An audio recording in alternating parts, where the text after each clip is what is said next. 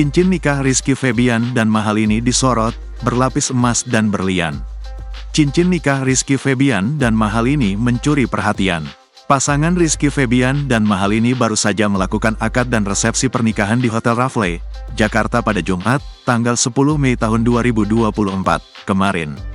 Usai foto akad nikah Rizky Febian dan Mahalini diunggah di media sosial, banyak netizen terpukau dengan cincin nikah pasangan tersebut.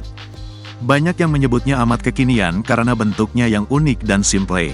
Wanda Ponika, desainer perhiasan sekaligus founder dari Wanda House of Jewels adalah sosok yang mendesain cincin tersebut pun memberikan penjelasan ke awak media lewat sambungan telepon.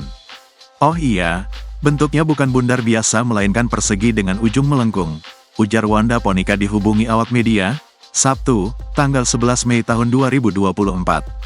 Wanda menjelaskan, proses pembuatannya sendiri dimulai dari pembuatan sketsa langsung di depan Rizky dan Mahalini. Ia menceritakan seperti apa proses pembuatan cincin yang dibuat sesuai dengan permintaan dari Rizky Febian dan Mahalini.